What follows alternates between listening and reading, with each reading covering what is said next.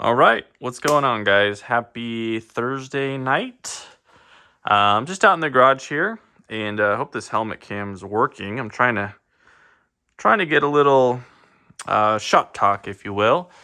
Had a subscriber, Gary, ask. He was watching a running video on this boat, and he asked to kind of find out a little bit of information about it and some of my builds, and so I'll give you guys a little background on the boat and how this came to be and the setup on it, kind of where it's at right now currently. So full disclosure, good buddy of mine, Mike, who goes by Auto Marine, very modest guy. In my opinion, he's probably one of the best boat builders that I know of personally. And so I'm picking this guy's brain constantly, and he taught me most of what I know about building. He's helped me a ton. So this boat in particular, it's a Ul19 from ProBoat. It is a now discontinued hull, and I had one of these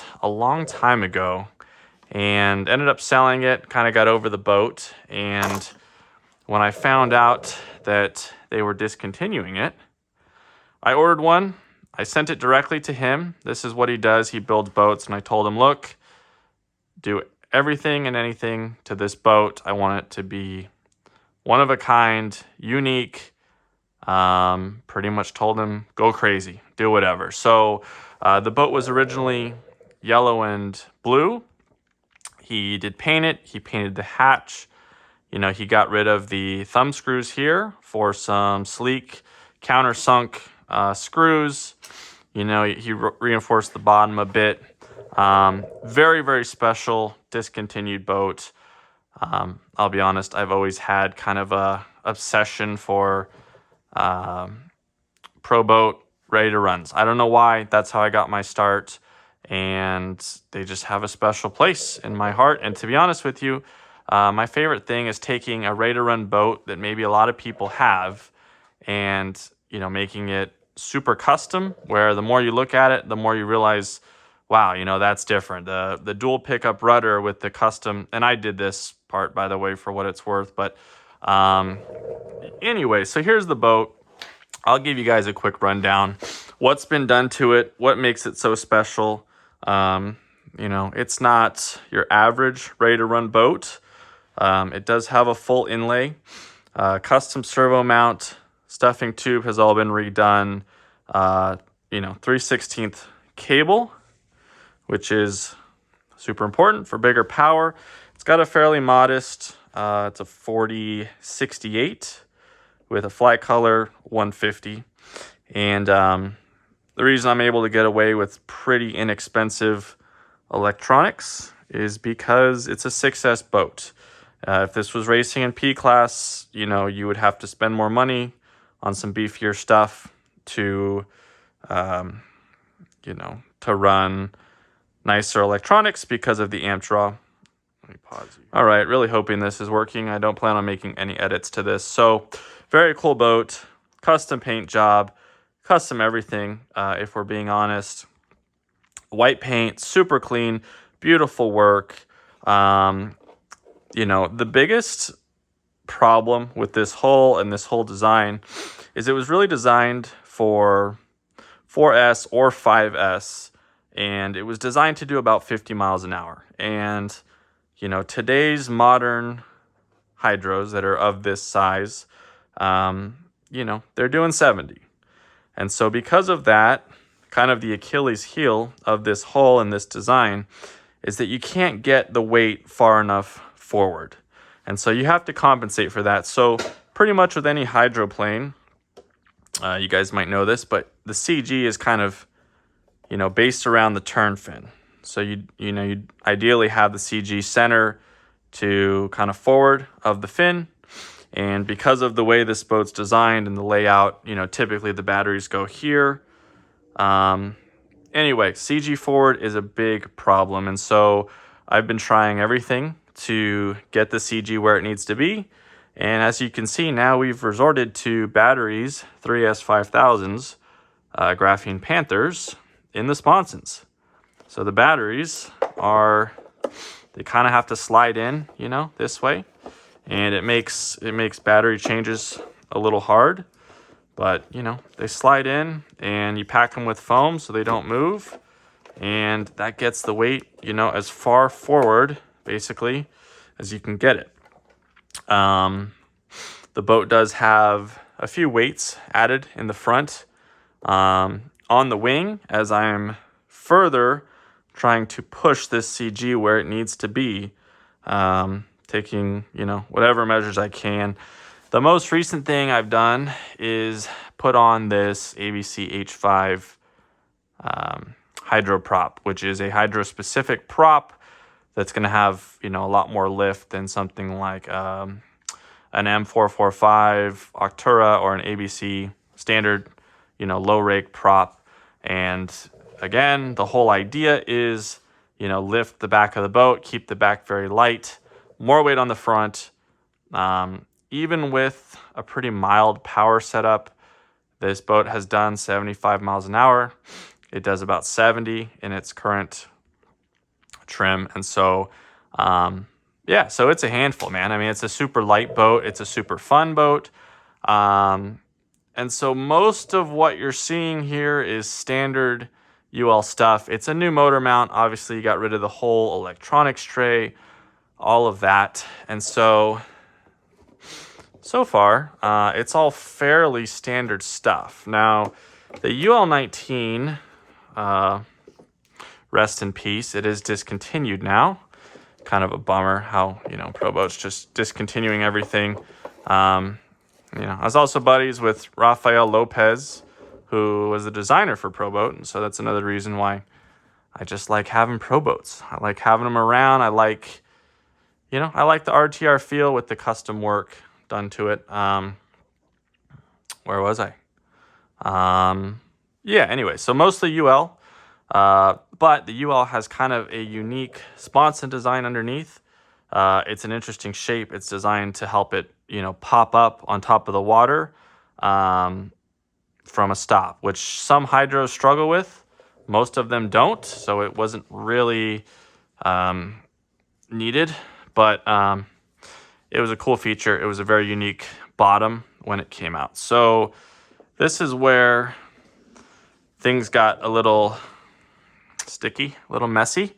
And this is where my buddy Mike really went to town on this thing. So for starters, if anyone's curious, typically you would set the strut neutral. So you would do, you would have to shim the front, and, you know, the measurement from the bottom to this is 3/4 of an inch. Long story short. So anyway, custom fin from Mad Lizard. Great fin, killer fin. He did a great job.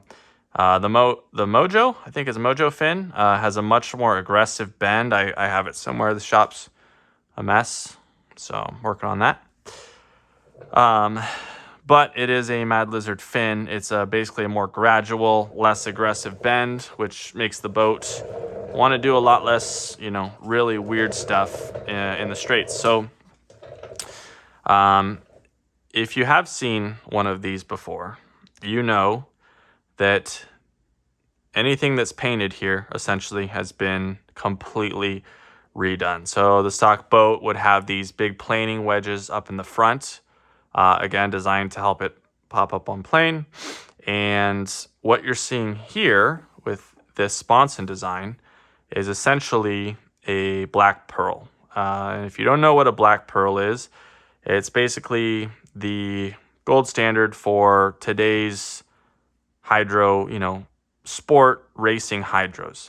Black pearl is the, as far as I know, gold standard, as good as it gets. And so I have a black pearl that I'm building. It's a wooden boat that I'll show you guys at some point. But essentially, this Ul19, and if you have a Ul19 or you get to see one, you'll see just how radically different this bottom is. And so, yeah, I mean, that's all I can really say. If you have one or you've seen one, you look at this and it's a work of art. It really is. I mean, it's the work that he does, you know, and I'm still, you know, working on my own skills, obviously, but yeah, just the finishing work. So long story short, I do have some stick-on wheel weights here. I've got a bunch of them, and yeah, we're gonna continue to add weight to get that CG where we need it and keep this thing on the water at 70 miles an hour. It's wide as a kite. It's only 30 inches long. It's not a big boat, and it's incredibly fast. And so the front end does get light, and I will be adding stick-on wheel weights until we get it tamed. And I think at some point I might cut out a little hole in this wing and shove all the weights inside of the wing with epoxy, cover it back up, and then paint. Maybe I'll paint just the bottom of the wing black or white. I'm not going to be able to match the blue, obviously. But that is standard stuff for hydros. If you have a Ul19, you probably know they like to fly.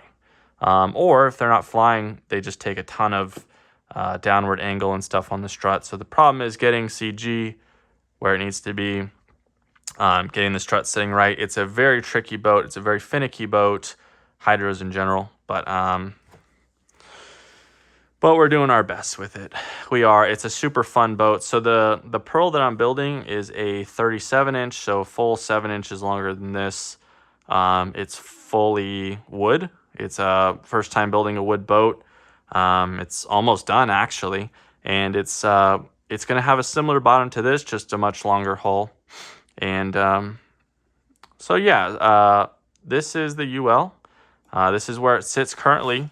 Like I said, the H5 prop. I've never really seen anyone run a hydro specific prop on one of these. If you have one, I think you can get really good results without going as crazy, you know, on the blueprint, but or on the modifying the ride surfaces. But I've seen people do some crazy things to get these running well, shoving batteries, you know, as far forward in the sponsons as you can. And like I said, so conventional hydro wisdom, and this varies, but, you know, most people will say kind of midpoint to forward on the fin is where you want it. And if you know, take this boat bone stock, you'll see it's, you know, CG's back. It's nowhere near where everyone would tell you to run it. And so, yeah, so that's really this boat and kind of where it sits now. I've had it for a while. I plan on keeping it for a long time. And yeah, super cool boat, super cool tribute to ProBoat. First off, tribute to Rafael Lopez and I think Darren Jordan, who designed it. So, you know, tribute to them, tribute to a discontinued boat. Like I said, my buddy Mike, who has just been huge in helping me build and, you know, and stuff. And so I wanted this boat done by him. I wanted to own one of his boats. I wanted him to build it. And super glad he did. Super glad to have it. And that about wraps it up. Thanks for watching.